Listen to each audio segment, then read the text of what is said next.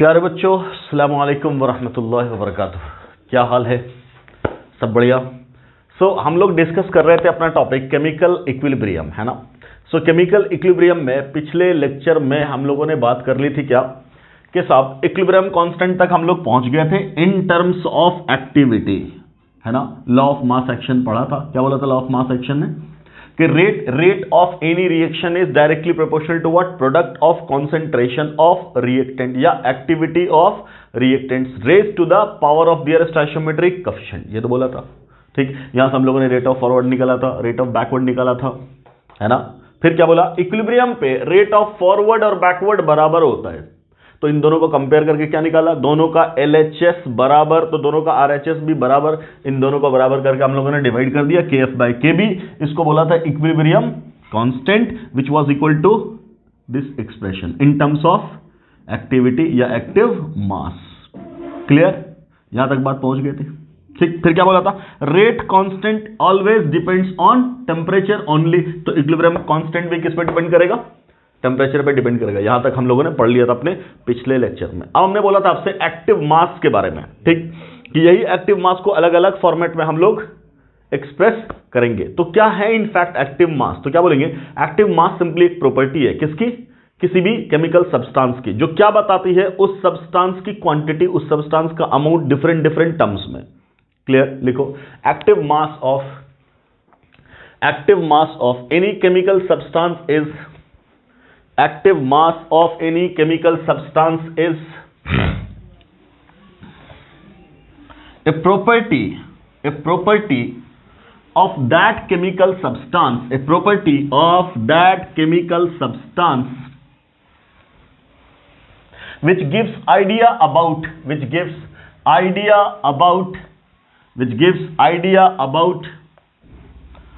amount or quantity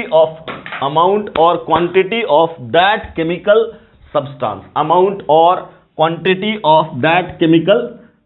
substance, clear है? समझ में आ रही बात? अमाउंट और बोलो quantity of that chemical substance, ठीक। क्लियर? आगे लिखिएगा active mass of any substance in different forms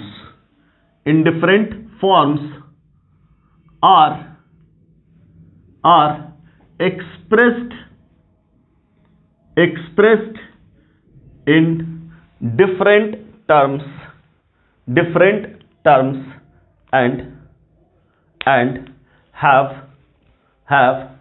different values and have different values which are calculated experimentally, clear है? क्लियर? कोई दिक्कत? अलग अलग सब्सटेंस का एक्टिव मास अलग अलग होगा, ठीक। क्या मतलब है समझना। अब ये कुछ रिजल्ट्स हैं, आप डायरेक्टली इसको याद रखो। क्या बोल रहे हैं कि ये जो बोला एक्टिव मास सब्सटेंसेस का, अगर वो सब्सटेंस प्योर सॉलिड है या प्योर लिक्विड है, तब क्या बोलेंगे? उसका एक्टिव मास क्या बोला जाता है? Fix, that is 1। कितना? 1। क्लियर? क्या बोलेंगे? लिखना, पहला पॉइंट लिखना, एक्टिव मास या एक्टिविटी। अरे पेन खत्म हो गया, 1 मिनट रुक जा, 1 मिनट। हाँ, क्या लिखे? एक्टिव मास ऑफ क्या लिखे? क्या बोल रहे थे?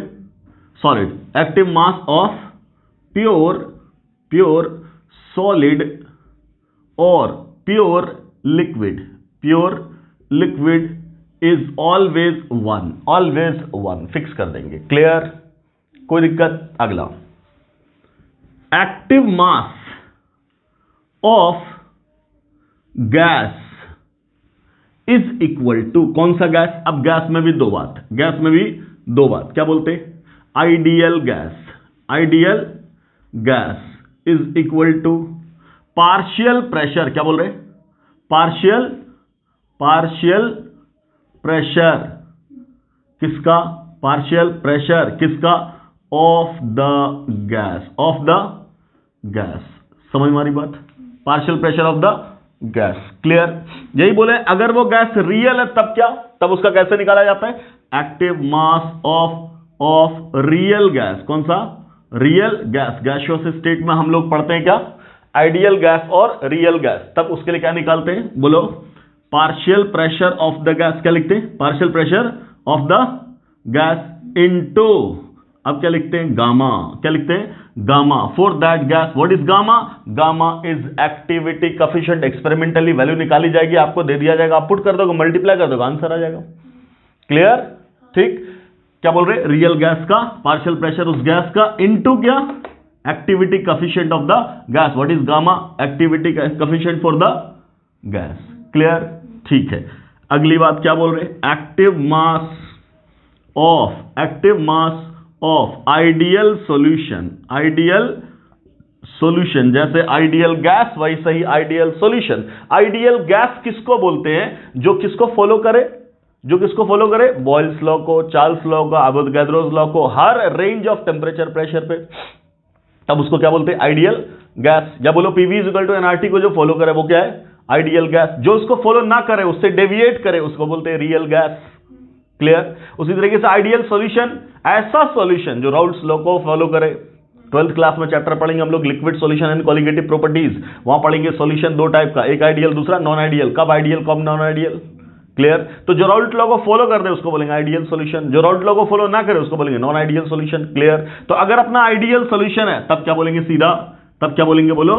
तब एक्टिव मास उसका बराबर किसके बराबर होगा? मोलेलिटी। पढ़ा था ना हम लोगों ने मोल कॉन्सेप्ट में, molality of solution. Molality of solution. कोई दिक्कत? Molality of solution. डन? समझ मारी बात? ठीक है। अगला क्या बोल रहे? अगला क्या बोल रहे हैं? Active mass of real solution. Real solution will be equal to क्या? क्या? Molality of solution. Molality of solution into क्या? इनटू क्या?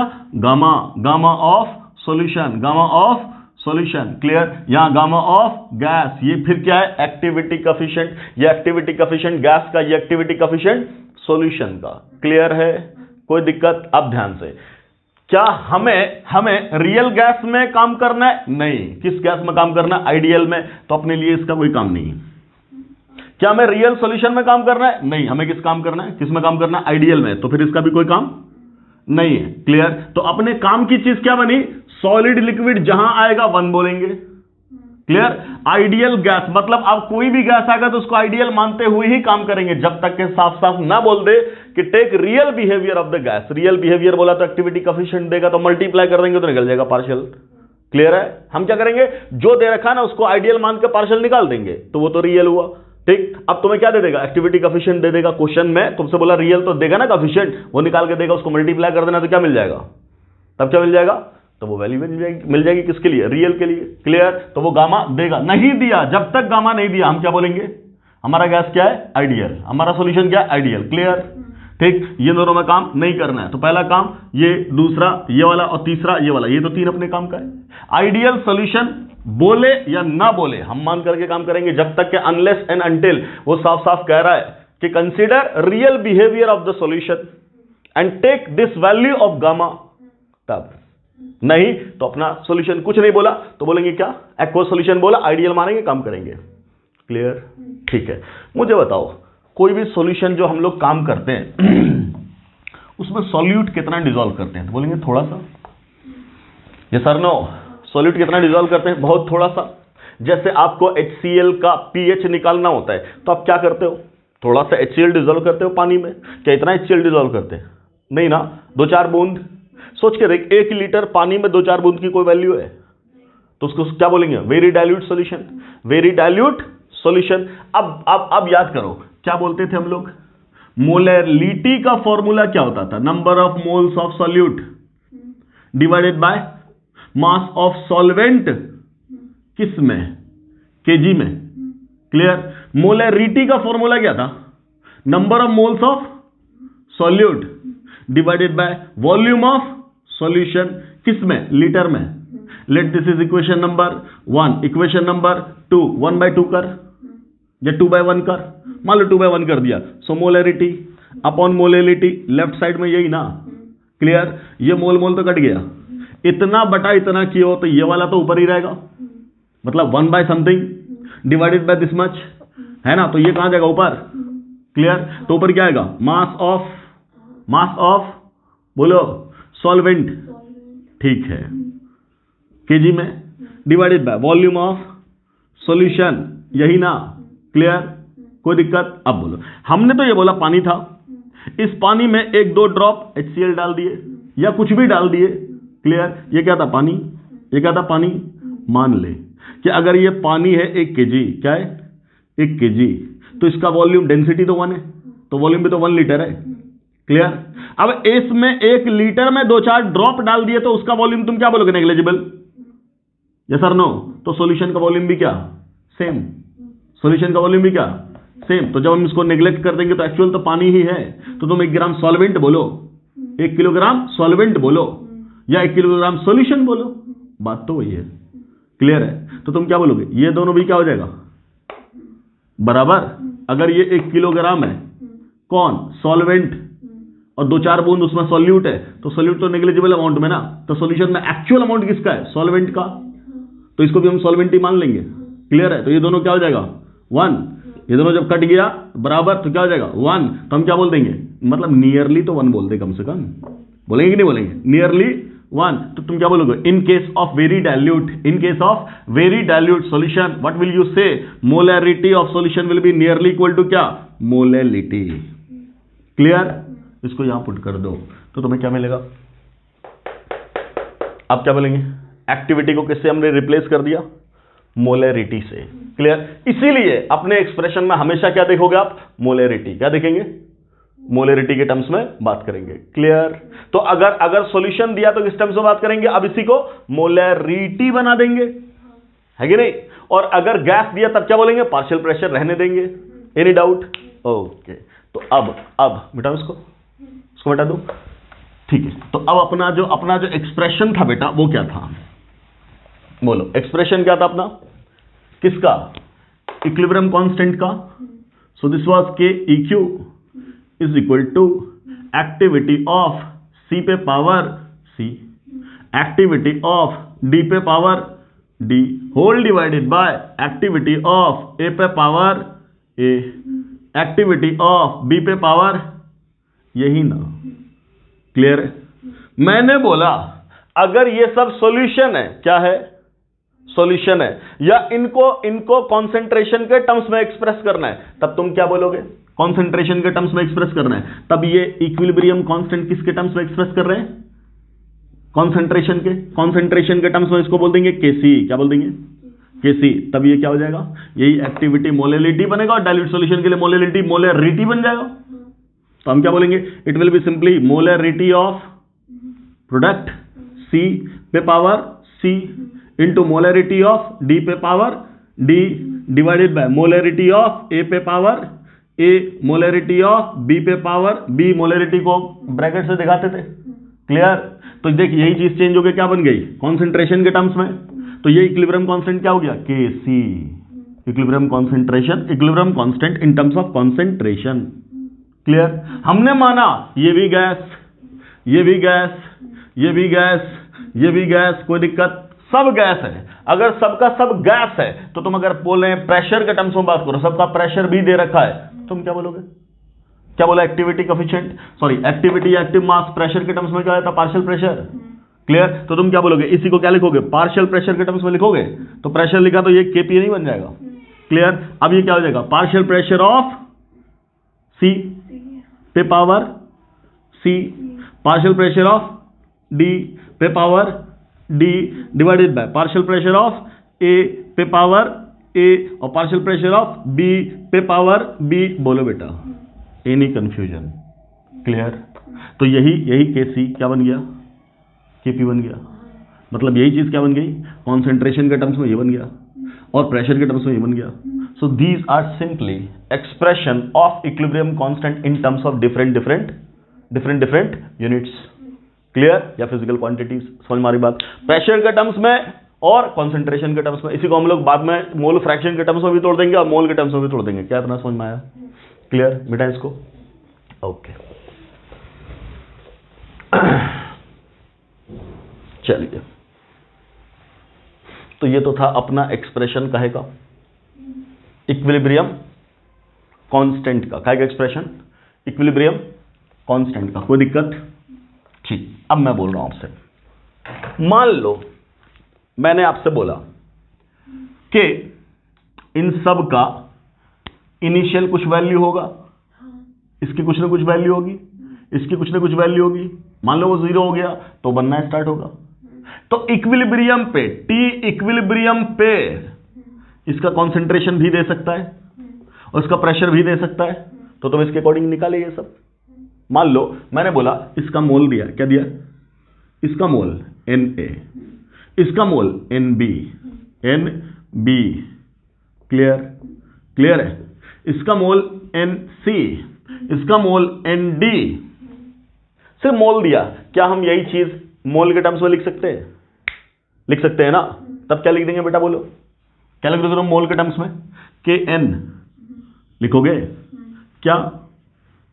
Number of moles of C पे power C, number of moles of D पे power D divided by number of moles of A पे power A, number of moles of B पे power लिख देंगे।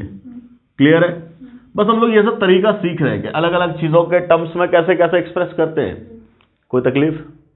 ठीक, अब आराम से मान लिया कि अगर ये सब डिफरेंट डिफरेंट मोल है, ये सब क्या है? मोल है। अगर ये सब मोल है तो इन टोटल भी तो कुछ होगा। What will be in total? In total क्या होगा? बोलो, क्या रखोगे? What is your in total? तो क्या बोलोगे? Na plus Nb plus Nc और प्लस Nd बोलेंगे? बोलेंगे सब? क्लियर? अगर ये हो गया इन टोटल तो सबका मोल फ्रैक्शन भी तो हो जाएगा, ये तो मोल है। और ये बोला टी इक्विलिब्रियम पे मोल फ्रैक्शन भी तो बोल सकते हैं। तो अगर इसका मोल फ्रैक्शन बोलना चाहे तब तुम क्या बोलोगे? इसका मोल फ्रैक्शन क्या हो जाएगा? Number of moles of A divided bye in total, ये ना होगा?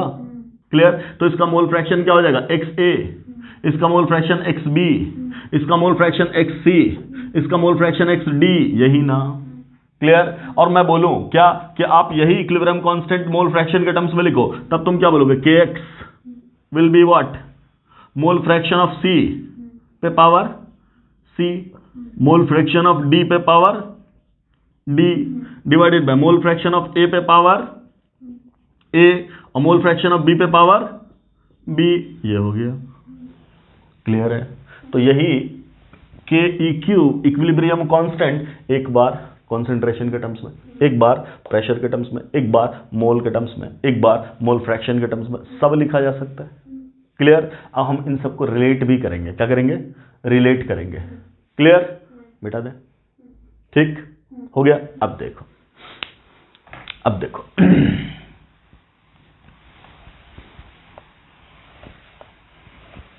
मान लो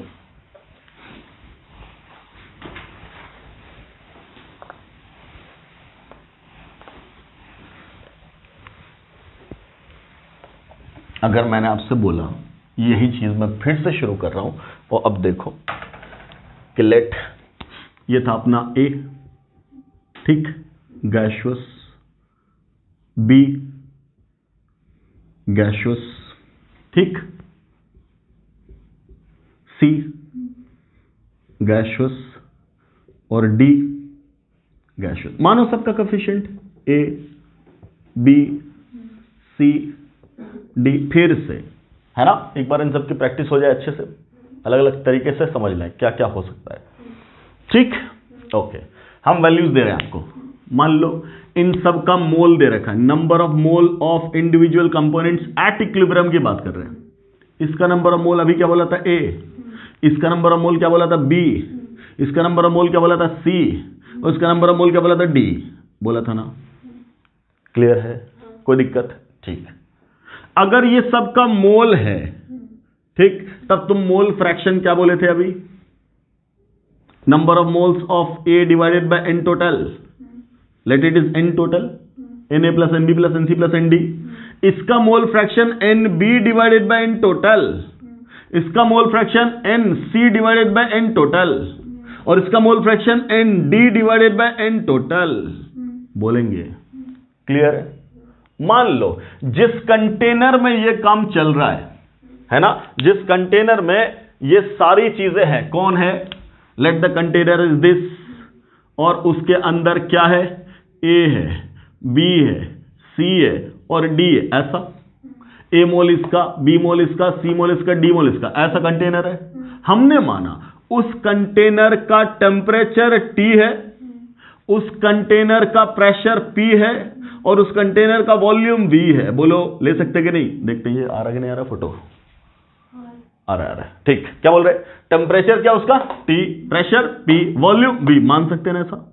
क्लियर? ओके, ठीक, मोल्स भी दे दिया।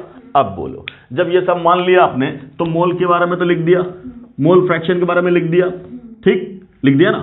अब अगर मैं इसके कॉरस्पॉन्डिंग आपसे बोलूं कॉन्सेंट्रेशन बताओ, तो मैं यहां लिख रहा हूं कॉन्सेंट्रेशन और यहां लिखेंगे प्रेशर। ठीक, कॉन्सेंट्रेशन की बात करें, so what is molarity? Mole by volume, mole by volume. ठीक, तो मोल बाय वॉल्यूम तुम लिखोगे तो क्या हो जाएगा? बोलो, इसका मोल क्या? Na डिवाइडेड बाय V, तो ये हो जाएगा, ये हो जाएगा इसका क्या? Na divided by V। इसका क्या हो जाएगा? Nb डिवाइडेड बाय V, और इसका क्या हो जाएगा? Nc डिवाइडेड बाय V, और इसका क्या हो जाएगा? Nd divided by, yes sir no? Clear? अब एक चीज लिख रहे हैं हम लोग, इंडिविजुअल का मोल, सॉरी कांस्टेंट कॉन्सेंट्रेशन। उसी तरीके से इंडिविजुअल का पार्शियल प्रेशर लिखना चाहें तो क्या होगा? क्लियर? आप समझना, यहां एक चीज आती है डाल्टन्स लॉ। क्या आता है?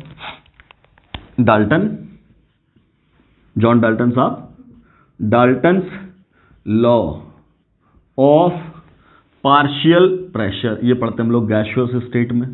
कहां पढ़ते हैं? गैसियस स्टेट में। क्या बोलता है ये लॉ?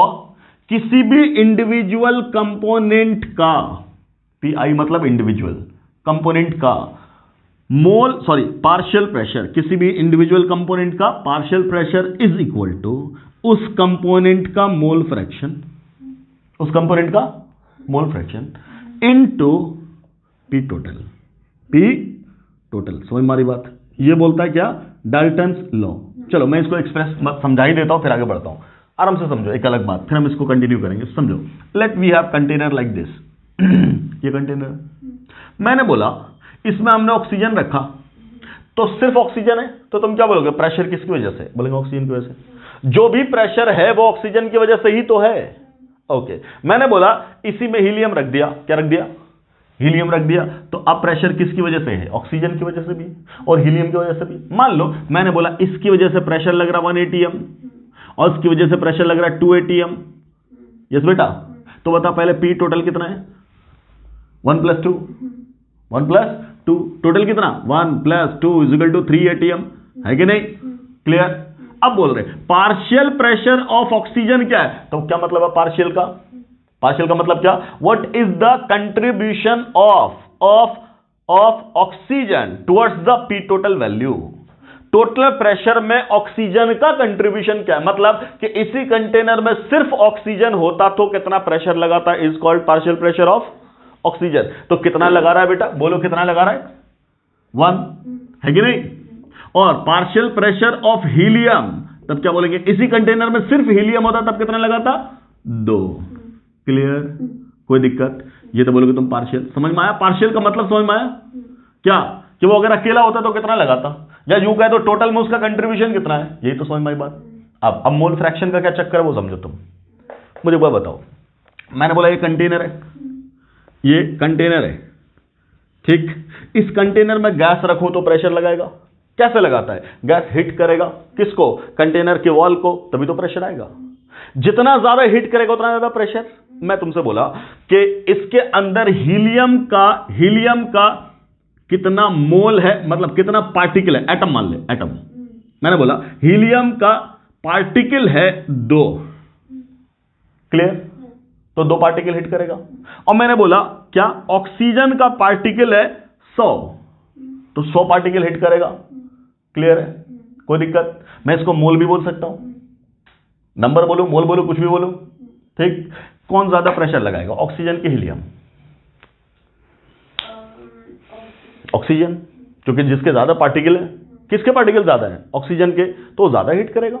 हीलियम का पार्टिकल कम, वो कम हीट करेगा। इसका मतलब जिसका अमाउंट ज्यादा उसकी वजह से प्रेशर ज्यादा, वजह से ही तो पार्शियल बोल रहे हैं।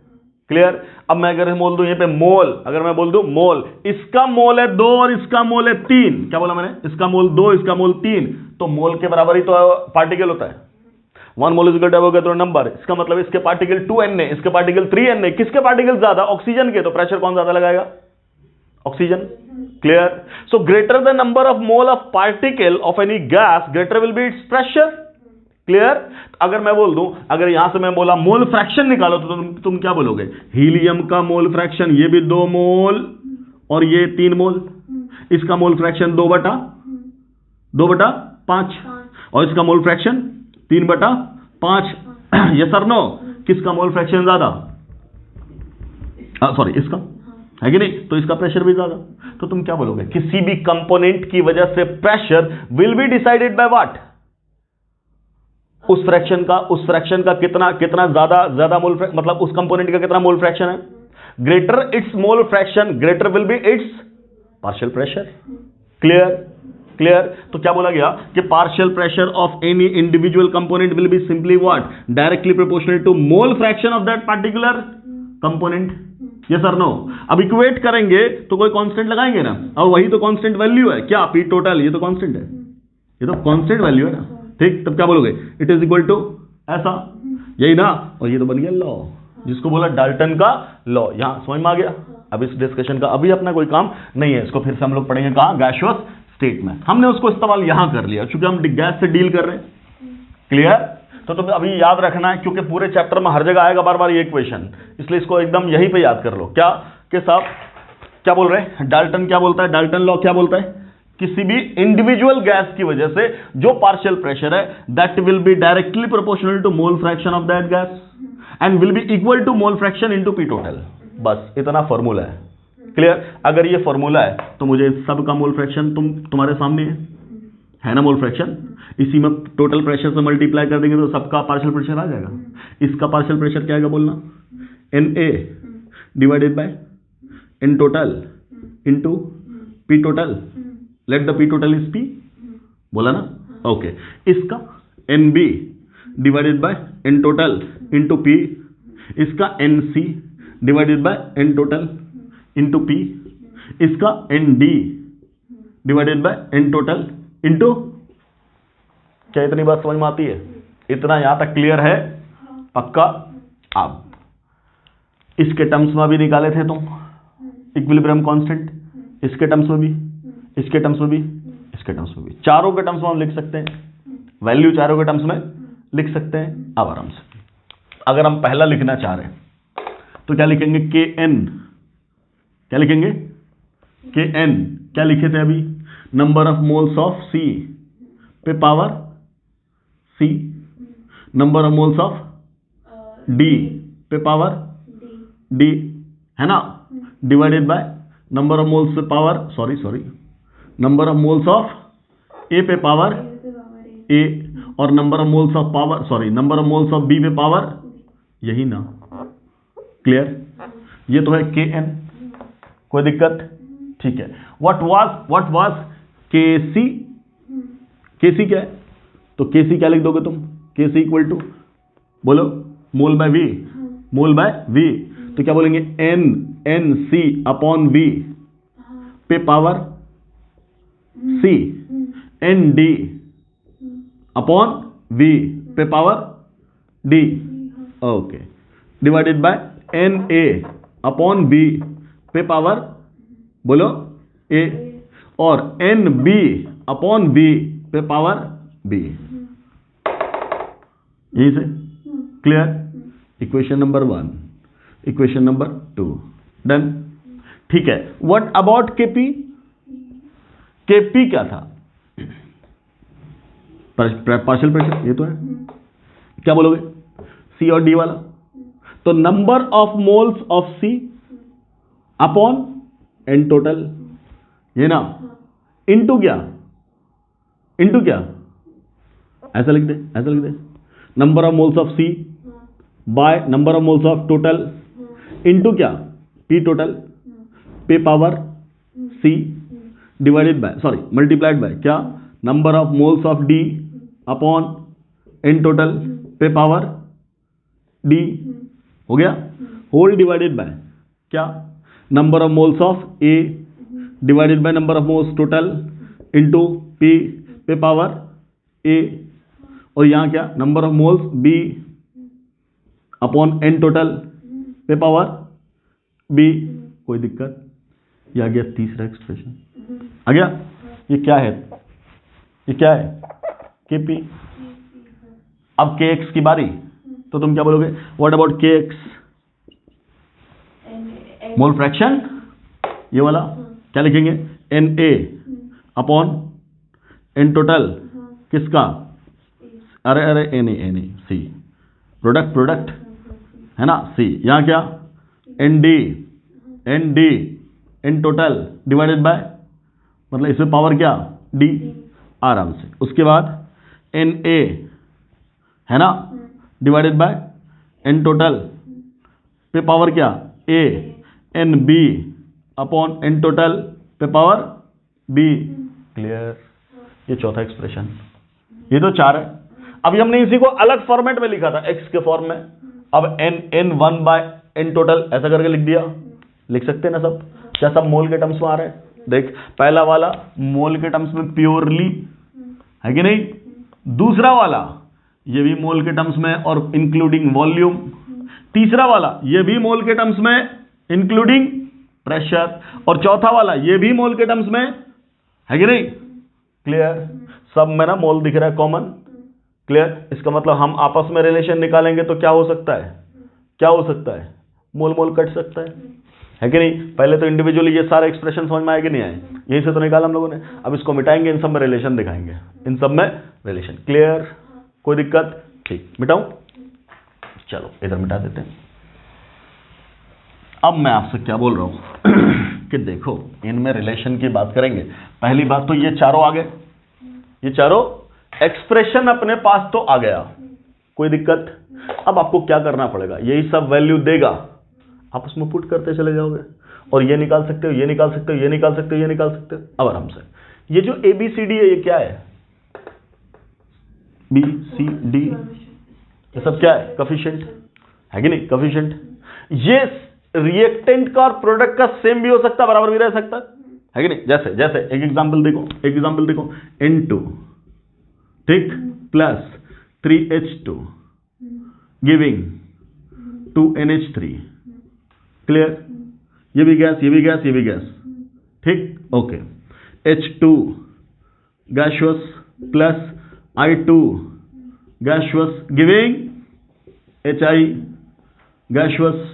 अगला एक मान लो CO3 मान लो सॉलिड, ये टूटता है हीटिंग करने के बाद, कैसे, CaO solid plus CO2 gaseous. कोई दिक्कत? ये सब तो स्टोइकियोमेट्रिक कोएफिशिएंट है हर जगह। अब आराम से एक मैं टर्म बोल रहा हूं आपके सामने, क्या क्या बोल रहा हूं, डेल्टा एन जी। क्या बोल रहा हूं, delta N G. What is this, this is simply difference. क्या है, डेल्टा मतलब difference, number of moles of gaseous product minus number of moles of gaseous reactant is called delta N G, is called delta N G. Clear? क्या तीनों में तुम delta N जी निकाल सकते हो? पहले वाले केस में डेल्टा एन जी क्या है, मैंने बोला सब गैसियस है, तो प्रोडक्ट में टोटल कितना, 2, माइनस रिएक्टेंट में 3 और 1 4, कितना हो गया, -2। यहां डेल्टा एन जी, तो प्रोडक्ट में कितना, एक minute, balance, this ratio must be balanced है कि नहीं। क्लियर? तो प्रोडक्ट में कितना, 2, और रिएक्टेंट में कितना, 1 और 1 2, यहां कोएफिशिएंट 1 2, टोटल कितना हुआ, 0। यहां अगर डेल्टा एन जी निकाल लें तब बोलो जरा, प्रोडक्ट में ये तो खत्म, इसको तो नहीं कंसिडर करेंगे ना, क्यों नहीं कर रहे, अभी तो बोला सॉलिड। क्लियर? तो क्या सॉलिड की एक्टिविटी जब लोगे तो सॉलिड वाला फॉर्म आएगा, इसमें नहीं आएगा। क्लियर? तो हमें किससे मतलब है, या तो गैस या तो एक्वस। ठीक, तो ये वाला क्या 1 है ना, और रिएक्टेंट में सॉलिड, तो ये भी गया 0, 1 माइनस 0 इज इक्वल टू क्या 1। देख वैल्यू आई अलग अलग, यहाँ -2, यहाँ 0, यहाँ +2। क्या मतलब पता चला तुम्हें?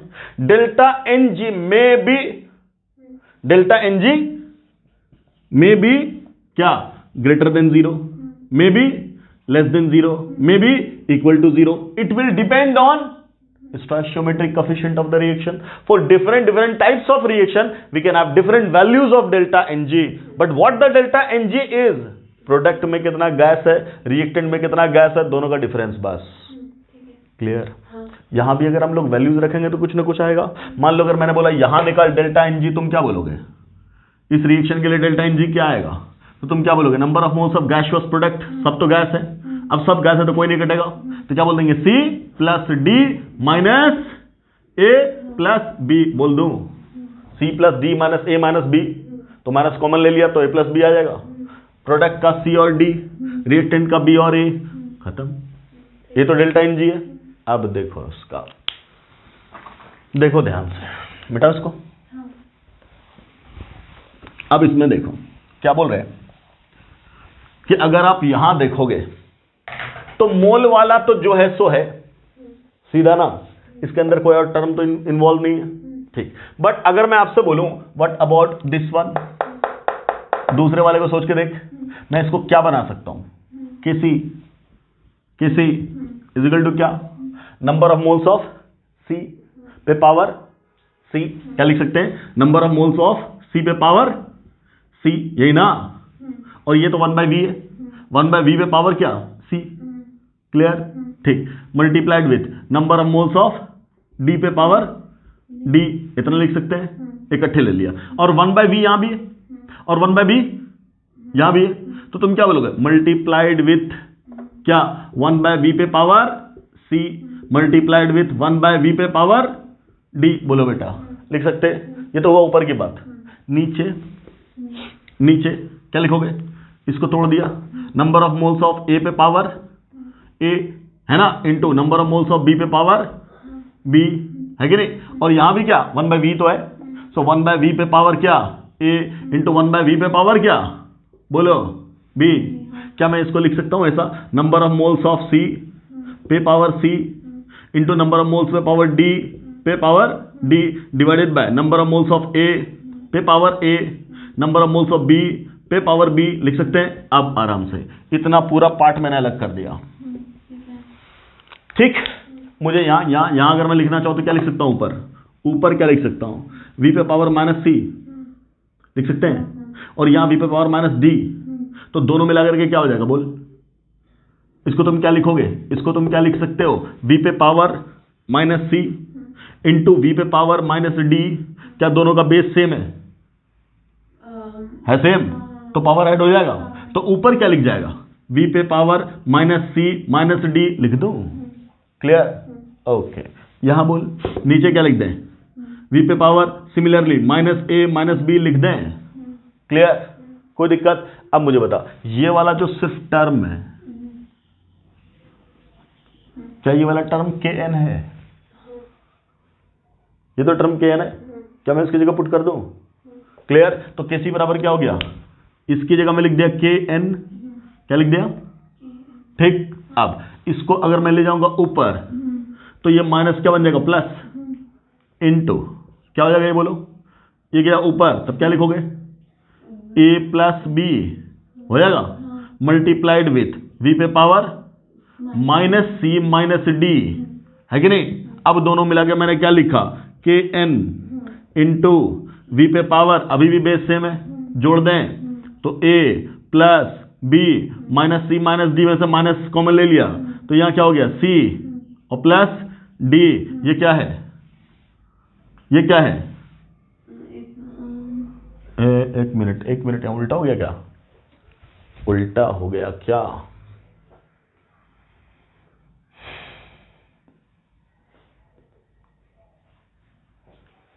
प्रोडक्ट माइनस रिएक्टेंट आना था ना, तभी तो बोलते हैं डेल्टा एन, प्रोडक्ट माइनस, कोई बात नहीं, ऐसा कर दिया, ये तो है, क्लियर।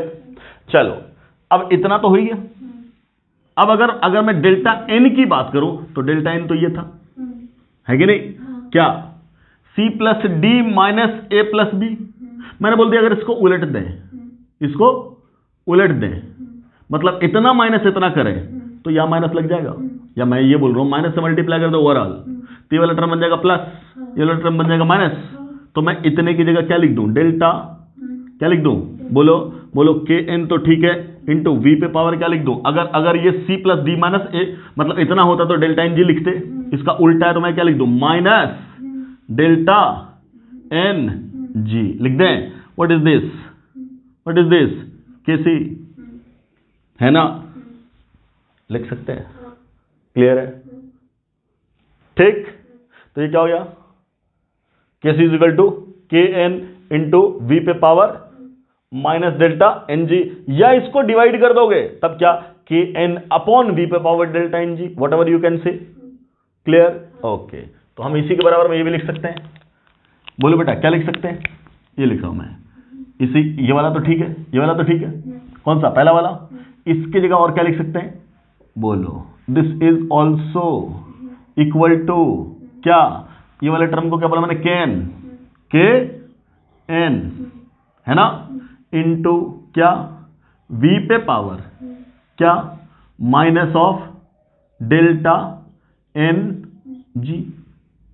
बोलिए, या तुम्हारी मर्जी, तुम इसी को लिख दो के एन डिवाइडेड बाय वी पे पावर डेल्टा एन जी लिख सकते हैं। क्लियर? मल्टीप्लाई करोगे तो माइनस, डिवाइड करोगे तो प्लस। अब मिला के ये पूरा का फ्रैक्शन, ये दूसरा इक्वेशन, एक तो ये, दूसरा वो है। क्लियर? क्या तुम सेम काम इसके लिए कर सकते हो?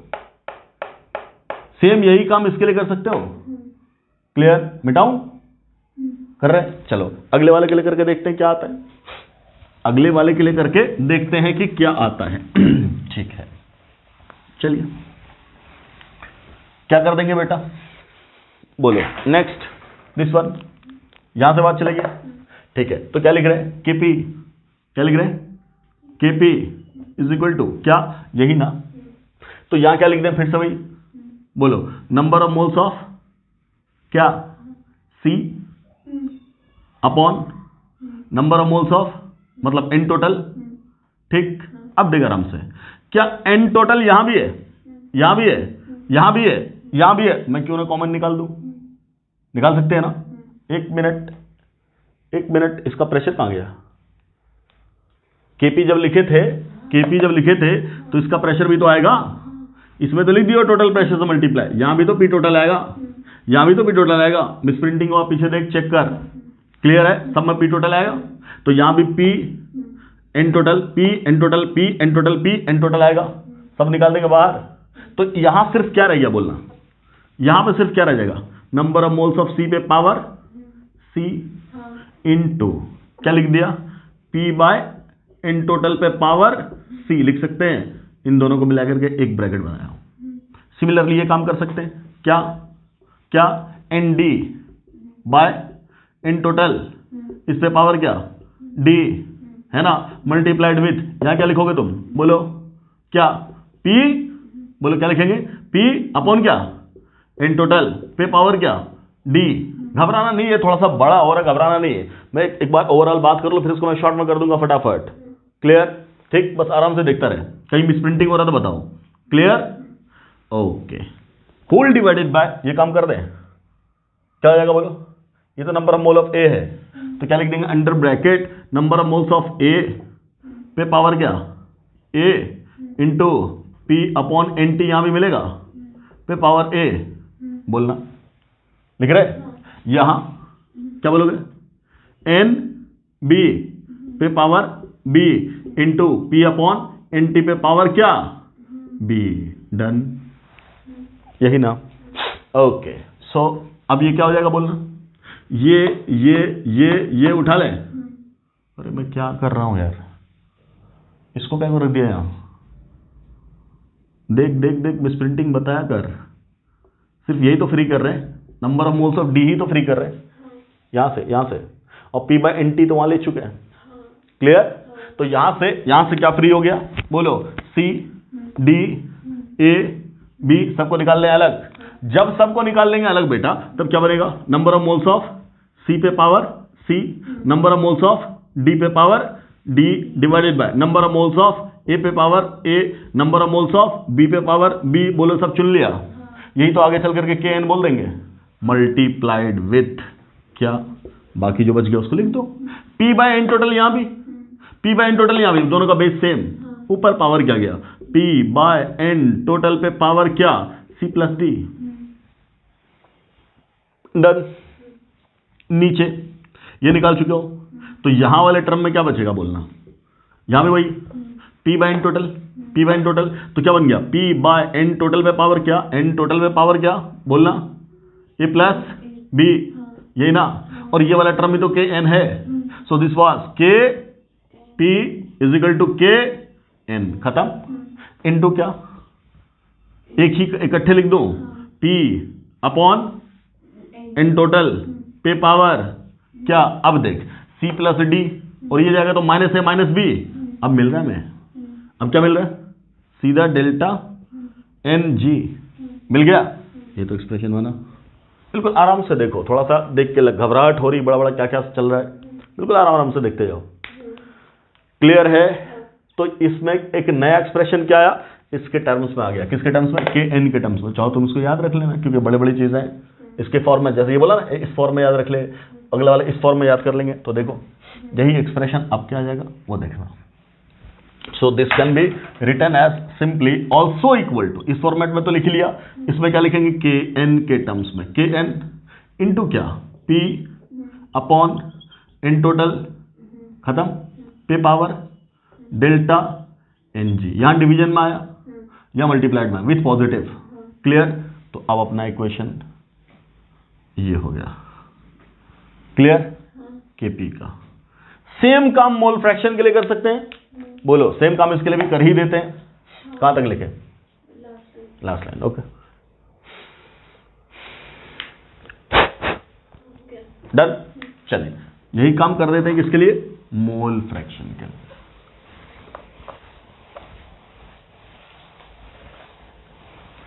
मोल फ्रैक्शन के लिए अगर करेंगे बेटा तब क्या होगा सोचना आराम से, ये वाला के एक्स लिख रहे हैं इज इक्वल टू, यहां से शुरू करेंगे। अब देख हर जगह 1/t 1/nt 1/nt है, इकट्ठे ले लेंगे, पहले ऊपर वाला, तो number of moles of C पे पावर क्या लिखूं, C, into number of moles of D पे पावर क्या लिखूं, डी।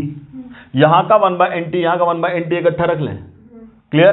तो यहां क्या है, सी, यहां क्या है, डी, तो मैं ऊपर क्या ले लूं बोलो, 1/n टोटल पे power C plus D, done, divided by क्या, नीचे नीचे number of moles of A पे power A, number of moles of B पे पावर बी, इंटू क्या 1/nt यहां भी पे पावर क्या, ए प्लस बी, यही ना।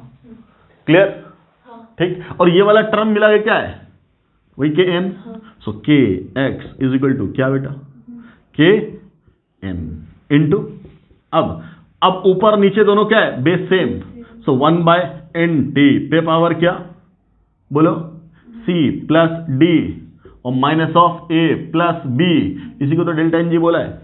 सो finally your K X is equal to K N into 1/nt पे पावर क्या, delta N G. This is your final. Clear.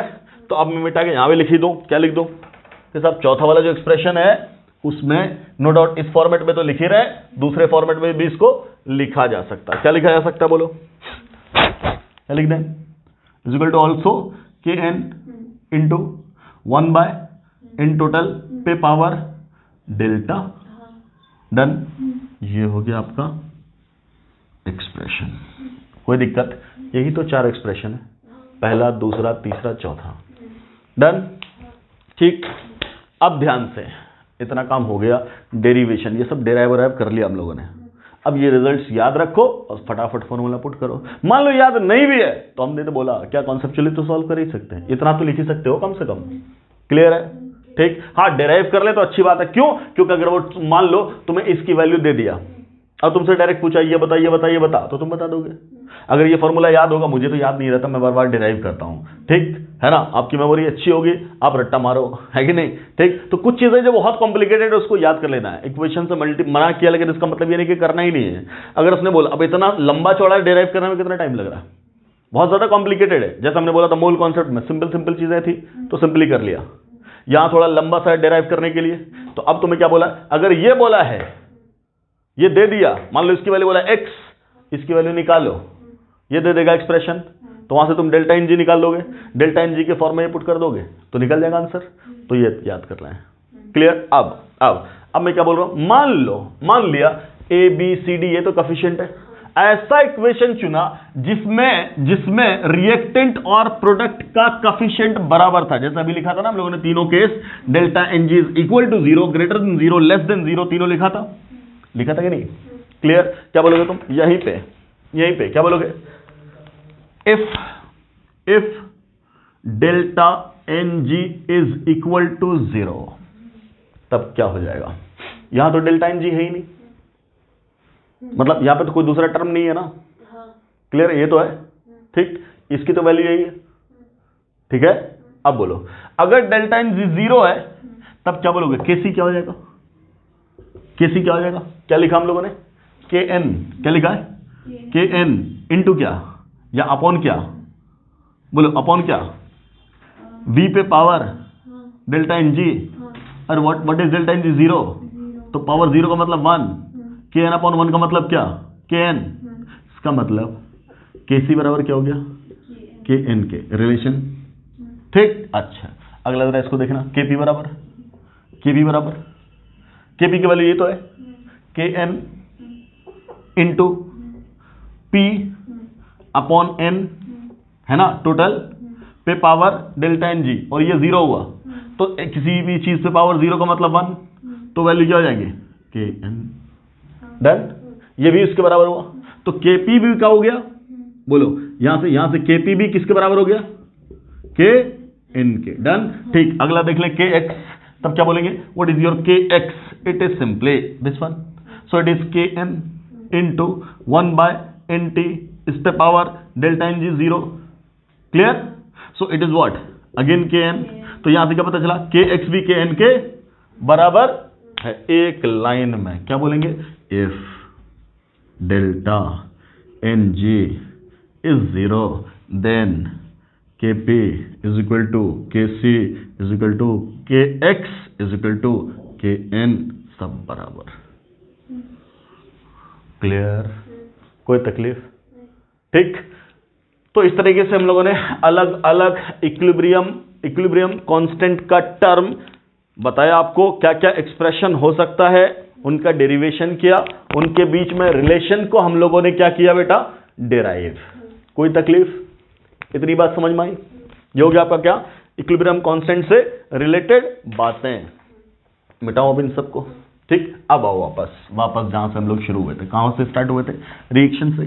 क्या बोला था, इक्विलिब्रियम कब अचीव होता है, आफ्टर सर्टेन टाइम, है कि नहीं। तो आप रिएक्टेंट लेके चले थे, क्या लेके चले थे, रिएक्टेंट लेके चले थे, और धीरे धीरे प्रोडक्ट बनने लगा था, और आफ्टर सम टाइम प्रोडक्ट का अमाउंट नहीं बढ़ रहा है और रिएक्टेंट का भी अमाउंट नहीं घट रहा है, तब तुम क्या बोलोगे, जब प्रोडक्ट का अमाउंट फिक्स हो जाए और रिएक्टेंट का अमाउंट फिक्स हो जाए, तब हम क्या बोलते हैं, इनफैक्ट कि रिएक्शन रुक सा गया है। क्या बोलते हैं, रिएक्शन रुक सा गया है, क्लियर। मान लो मैंने बोला लेट इट इज ए, है ना, और ये है बी।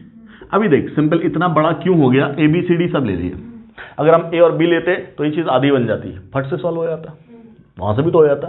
खैर, हमने बोला यहां से सफर अपना शुरू किया था, तो आपसे क्या बोला गया, पहली बात कि साहब यहां से शुरू करके आगे बढ़े। पहला मुद्दा समझो, अगर मैंने तुमसे ये बोला कि रिएक्शन अलग अलग टाइप से मैं ऐसे स्टार्ट कर रहा हूं कि साहब पहला ए से बी जा रहे है ना, तो बी से भी तो ए आ रहे, रिवर्सिबल है। अगर मैं ये 10 मोल लेके शुरू करूं और ये 0 हो जाए, क्लियर, तो रिएक्शन आगे बढ़ेगा ना। आफ्टर सम टाइम वो रुकेगा, क्लियर।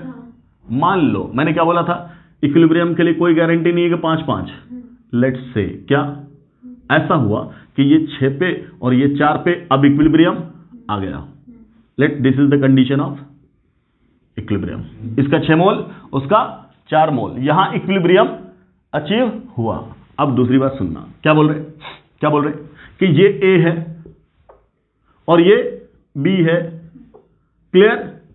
अब मैंने बोला क्या, हमने शुरुआत इधर से की, क्लियर। अगर यहां से शुरू करेंगे, ये 0 है, तब तुम क्या बोलोगे, क्या होगा? तब क्या कहेंगे कि रिएक्शन इधर शिफ्ट होना स्टार्ट होगा और आफ्टर सम टाइम कुछ ना कुछ वैल्यू होगी। अब ध्यान से, अगर ये दोनों रिएक्शन सेम है, ए और बी की बात है, तो जो इक्विलिब्रियम कांस्टेंट यहां आएगा वही इक्विलिब्रियम कांस्टेंट तो यहां आएगा, क्लियर। तो अब फिर क्या होकर रुकेगा कि ये 4 पे ही रुकेगा और ये 6 पे रुकेगा, फिक्स, क्लियर। ताकि वैल्यू क्या है इक्विलिब्रियम कांस्टेंट की, इसके अकॉर्डिंग बोल के सी की वैल्यू क्या लिख सकते हो तुम, 4/6, इसका मतलब 2/3, ऐसा ना। इसके लिए क्या लिखोगे, यही तो होगा क्या, किसी की वैल्यू क्या लिखोगे तुम, 4/6 या 2/3 ऐसे। अब इसका मतलब क्या हुआ, हमने रिएक्शन यहां से स्टार्ट किया था, वो बन गया, बनाना। ये कहां है, ये बातें कहां है, एट इक्विलिब्रियम। ये कब था, t = 0 पे। सिमिलरली ये कब है, t = 0 पे, और ये कब है, एट इक्विलिब्रियम, क्लियर। तो इससे क्या पता चला, a लेके चले तो b बन गया और b लेके चले तो a बन गया। इसका मतलब reaction can be started from either side, clear. इसका मतलब reversible reaction can be started from either side. कोई तकलीफ, कोई दिक्कत? ओके, अगली बात सुन। अरे अगला हम क्या बोल रहे हैं, मान लो यही रिएक्शन मैंने इस फॉर्मेट में फिर से लिखा, क्या, ए और बी, क्लियर। यहां तो तुम 10 से चले थे ना। अब मैं बोल रहा हूं मैं 20 से चला, कहां से, 20 से, इन सच ए वे दैट के यहां 0 है, ऐसा चला मैं। तो एट इक्विलिब्रियम ये कब है, t = 0 पे initially. What will be the situation at t equilibrium पे क्या होगा, तो तुम बोलोगे कुछ अमाउंट इसका बचेगा, कुछ अमाउंट इसका बचेगा, what ever be the amount. हमें अमाउंट से मतलब ही नहीं है, हमें किससे मतलब है, b/a से। b/a हमेशा 2/3 होना चाहिए, वही तो इक्विलिब्रियम कांस्टेंट की वैल्यू है। अगर रिएक्शन सेम है तो इक्विलिब्रियम कांस्टेंट की वैल्यू क्या होगा, same. If temperature is constant, reaction बदलेगा तो इक्विलिब्रियम कांस्टेंट की वैल्यू बदल जाएगी, क्लियर। ओके, तो मैंने बोला अगर हम 20 से चले तो यहां कितना हो और यहां कितना हो, क्लियर। तो वो कहां से पता करेंगे, इक्विलिब्रियम कांस्टेंट से, बोलो। तो अब क्या करें बेटा, बोलो। अगर 10 रख लेंगे तो वैल्यू क्या हो जाएगी, 5 है कि नहीं, मतलब 10 रख देंगे तो 1, और ये तो 1 से छोटा है। इसका मतलब यहां क्या होना चाहिए कि 2/3 हो जाए, बोलो क्या हो जाएगा। इसके लिए एक सिंपल मैथमेटिक्स भी लगा सकते हो तुम, क्या लगा सकते हो कि माना आगे चल के, इनफैक्ट ये सब काम हम आगे करेंगे, लेकिन मैं सिंपल यहां समझा रहा हूं आपको। मान लिया यहां से कुछ निकला, लेट निकला, तो मैंने बोला 20 - x हो जाएगा। x निकला तो यही x तो यहां बन रहा है, x ही तो बन रहा है। तो अब तुम क्या बोलोगे कि सर x इक्विलिब्रियम पे, ये ना इक्विलिब्रियम पे, ऐसा यहां लिख, ये क्या है, 20 - x, और यहां क्या, x, यही ना। तो क्या बोलोगे तुम, x/20 - x must be equal to what, 2/3, यही तो कर दो। तो क्या हो जाएगा, यहां क्या गया, 3x, और ये क्या हो जाएगा, 40 - 2x, इसको इधर ला तो 5x बराबर कितना, 40, तो x बराबर कितना, 8, x बराबर, बोलो 8। तो यहां कितना बचा, 20 - 8 का मतलब क्या, 12 है ना। 20 - 8 = कितना, 12। तो यहां 12 मोल बचेगा और यहां 8 मोल बनेगा। क्या जो तुम इसका डबल ही बोल देते, बात तो ही होती, क्लियर। तरीका भी हमने सीख लिया कैसे निकालेंगे, क्लियर। हालांकि ये सब काम हम आगे करेंगे। तुम क्या समझे, इससे क्या बात पता चली कि अगर रिएक्शन सेम है, तुम किसी भी अमाउंट से स्टार्ट करो, अलाउड है, बट इक्विलिब्रियम उसी रेशियो में आएगा, क्या अमाउंट ये दोनों सेम है, नहीं। क्या रिएक्टेंट का अमाउंट सेम है, नहीं ना। क्या प्रोडक्ट का अमाउंट सेम है, नहीं ना, तो तुम्हें क्या पता चला? क्लियर है? सिर्फ रेशियो क्या होना चाहिए? सेम है कि नहीं? Amount of reactant, amount of product very कर सकता है इक्विलिब्रियम पोजीशन पे, और वो किस पे डिपेंड करेगा? एक्चुअल अमाउंट कितना लिया है उसी प्रोपोर्शन में तो घटेगा। क्लियर? और दूसरी बात क्या पता चली? रिएक्शन किसी भी डायरेक्शन से स्टार्ट किया जा सकता है, चाहे रिएक्टेंट से चाहे प्रोडक्ट से। क्लियर? क्लियर? और actual amount of product, sorry actual amount of reactant and product at equilibrium में वैरी, है कि नहीं? सेम रिएक्शन है, अलग अलग अगर आप शुरुआत करेंगे तो अलग अलग वैल्यूज आ सकती हैं। क्लियर? बट रेशियो दोनों का हमेशा क्या होगा? बराबर। क्लियर? चौथी बात सुनो, क्या यही रिएक्शन है ऐसे भी तो स्टार्ट किया जा सकता है। मान लो हमने ए से स्टार्ट किया बी, या बी से स्टार्ट किया क्या? ए। अब मैं क्या बोल रहा हूं आपसे कि लेट, अगर अपना ये है ए गिविंग बी, ये हिला तो नहीं, ए गिविंग बी। क्लियर? क्या बोल रहे हैं? ए गिविंग बी। अब सुनो, अभी तक क्या बोला था? ये कहां से स्टार्ट किए थे तुम? 10 से, what ever be the value. मान लो हमने यूं बोला कि ये हमने 15 से स्टार्ट किया, ठीक, और पहले से यहां 2 मोल था या 1 मोल था, पहले से स्टार्ट किए, पहले से 1 मोल था, ऐसा भी शुरू किया जा सकता है कि नहीं? क्लियर है? ये लिया 15 और यहां पहले से कितना है? 1 है, ठीक। ये तो इनिशियल बात है। ये कब है? When t equal to 0। दोनों ले लिया। अभी क्या बोल रहे थे? एक बार रिएक्ट, मतलब ये वाला लिए, ये ना लिए, एक बार ये लिए, ये नहीं लिए, एक बार दोनों ले लिया, एक बार इनका अमाउंट चेंज किया, एक बार दोनों ही ले लिया, ये भी है और वो भी है। क्लियर? अब इक्विलिब्रियम कांस्टेंट ही तो बताएगा रिएक्शन किधर जाएगा। मैंने बोला अगर ये वही रिएक्शन है, एक ही रिएक्शन है, मतलब रिएक्टेंट और प्रोडक्ट दोनों सेम है, इसका मतलब nature of reaction same. Nature of reaction same होने का मतलब केसी की वैल्यू तो फिर वही ना, कितनी? 2/3। तो फिर तुम क्या बोलोगे? अगर हमने मान लिया रिएक्शन आगे बढ़ा तो यहां क्या हो जाएगा? 15 माइनस एक्स, और यहां क्या हो जाएगा? 1 प्लस एक्स। एक्स ही तो गया, बोलो बेटा।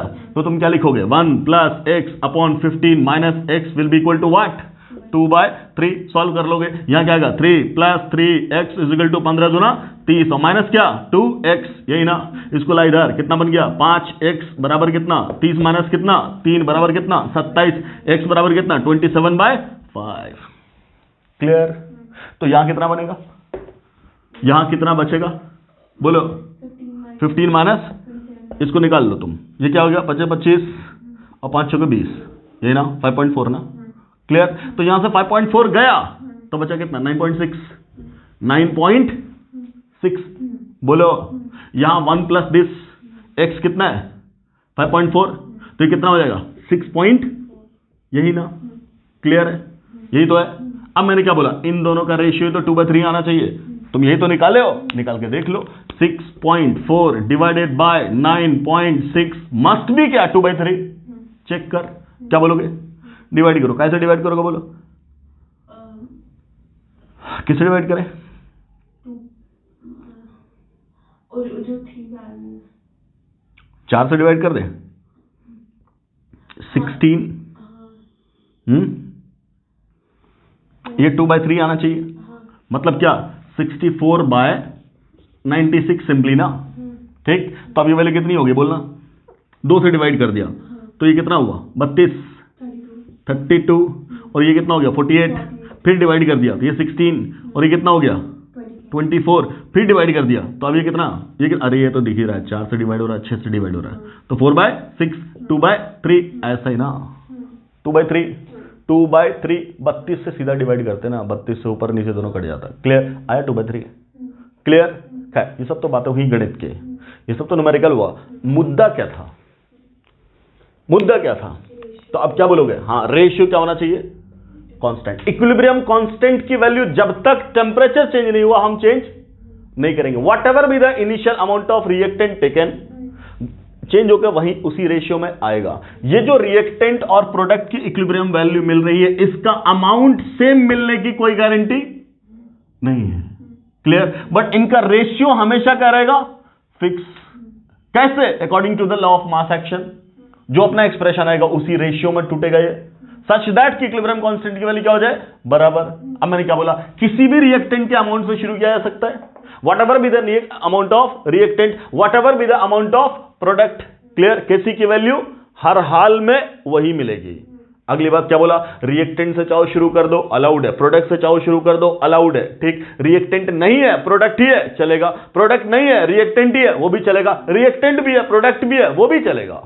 Clear? So there are different ways to proceed a chemical और reversible reaction to attain equilibrium. Clear है? हर तरीके के सवाल अपने आएंगे एनकाउंटर में, हम हर तरीके का सवाल डील करेंगे। कोई तकलीफ?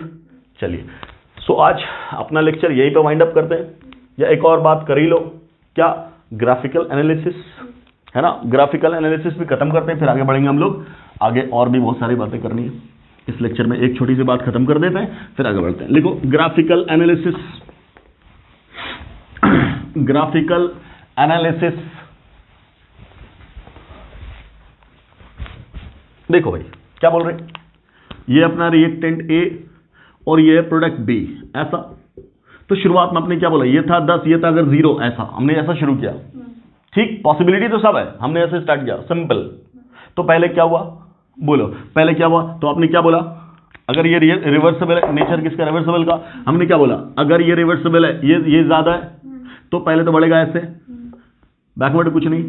आफ्टर सम टाइम अगर ये हो गया कितना, 8, और ये हो गया कितना, 2, तो फॉरवर्ड का रेट घट गया, बैकवर्ड का बोलो स्टार्ट हुआ, है कि नहीं? फिर क्या हुआ, 6, और ये क्या, 4, तो फिर क्या हुआ, फॉरवर्ड और घट गया, बैकवर्ड और बढ़ गया, और कहीं पे जाके इक्विलिब्रियम मिल गया। मान लो 4, 6 पे इक्विलिब्रियम आया, तब तुम क्या बोलोगे, ये फॉरवर्ड और बैकवर्ड बराबर हो गया। कोई दिक्कत? अब आराम से ये था टाइम T1, ये था टाइम T1, ये था time T2, time T3, time T4, clear? Time T5, time T6, time T7, whatever. Clear? अब ध्यान से एक बार इक्विलिब्रियम जब आ गया, इस टाइम पे देखा 4, 6, इस टाइम पे देखा 4, 6, इस टाइम पे देखा 4, 6, मान ले हमने जब रिएक्शन स्टार्ट किया, ठीक, तब टाइम हो रहा था 0, क्या था? आफ्टर 1 आवर, ऐसा। आफ्टर मान लो 3 घंटे के बाद, ऐसा। मान लो 4 घंटे के बाद, ऐसा। क्लियर? ठीक, अब यही तो इक्विलिब्रियम है, हो गया ना इक्विलिब्रियम। तो मैंने क्या बोला, इक्विलिब्रियम कहीं भी हो सकता है, 5 होने की कोई गारंटी नहीं है। क्लियर? अब मैंने बोला ये T5 हमने मान लो 10 घंटे बाद देखा, तो ये 4, 6 ही रह गया। हमने मान लो 5 दिन के बाद देखा, T6 क्या है, 5 डेज, तब भी 4, 6 रह गया। मान लो हमने 1 मंथ के बाद देखा, तब भी क्या रह गया, 4, 6 रह गया। सो इससे इन्फेरेंस क्या निकला कि अब वो स्टेज आ चुका है, जब न रिएक्टेंट चेंज हो रहा है, न प्रोडक्ट चेंज हो रहा है। क्लियर? क्यों नहीं चेंज हो रहा? जितना मोल यहां से यहां जा रहा है एक यूनिट टाइम में, उतना ही मोल यहां से यहां आ रहा है इस यूनिट टाइम में। क्लियर? इसको कैसे चेक किया गया, कैसे पता किया गया कि रिवर्सिबल प्रोसेस है? तो इसको क्या करते, कोई भी आइसोटोप काम कर दो, कोई भी आइसोटोप लगा दो, और आइसोटोप से पता चल जाएगा कि मॉलिक्यूलर मास बदल गया, इसका मतलब रिवर्सिबल प्रोसेस है। क्लियर? ठीक, काइनेटिक आइसोटोपिक इफेक्ट से बात की जाती है। खैर चलो उसको रहने दो, अपना मुद्दा समझ में आ रहा है। क्लियर? कोई दिक्कत? इतनी बात समझ में आई? अब मैंने क्या बोला कि तुम टाइम के साथ जब देखते चले जा रहे हो, तो तुम्हें क्या पता चल रहा है, कॉन्सेंट्रेशन रिएक्टेंट का क्या हो रहा है, रिएक्टेंट का कॉन्सेंट्रेशन क्या हो रहा है, बोलेंगे घट रहा है। क्या हो रहा है? ठीक, तो मैंने पहला बोला कॉन्सेंट्रेशन टाइम ग्राफ प्लॉट किया जाए, let this is concentration axis, तो तुम क्या बोलोगे, रिएक्टेंट का कॉन्सेंट्रेशन क्या हो रहा है बेटा, घट रहा है। रिएक्टेंट तो शुरुआत में ऊपर होगा, 0 से तो स्टार्ट नहीं हुआ। क्लियर? तो रिएक्टेंट का कॉन्सेंट्रेशन क्या हुआ, घटा, है कि नहीं, ऐसे। क्लियर? अब मैंने बोला प्रोडक्ट का कॉन्सेंट्रेशन, तो वो बढ़ा है कि नहीं। अब ध्यान से इस वाले में क्या है तुम्हारा, इस वाले में तुम्हारा क्या है, ये घटते घटते इतना कम हो गया कि प्रोडक्ट से कम हो गया, मतलब प्रोडक्ट बढ़ गया। हमने क्या बोला, ये इक्विलिब्रियम तो कहीं भी आ सकता था, ये 4, 6 पे आया, ये 5, 5 पे भी आ सकता था, और ये 6, 4 पे भी आ सकता था, सब कुछ पॉसिबल तो है ना। क्लियर? तुमसे बोले प्लॉट करो ग्राफ, तो तुम क्या बोलोगे, ऐसा ग्राफ, जब रिएक्टेंट ऐसा, क्लियर, और प्रोडक्ट, तो प्रोडक्ट की क्या पॉसिबिलिटी है, तो प्रोडक्ट एक चांस ये क्या है, इससे नीचे ही रह जाए। मान लो एक प्लॉट मैंने ऐसा बोला कि रिएक्टेंट घटते घटते ऐसा है, और यहां से क्या हो गया, पैरेलल, ये बढ़ते बढ़ते क्या हो गया यहां से पैरेलल, एक पॉसिबिलिटी ऐसी।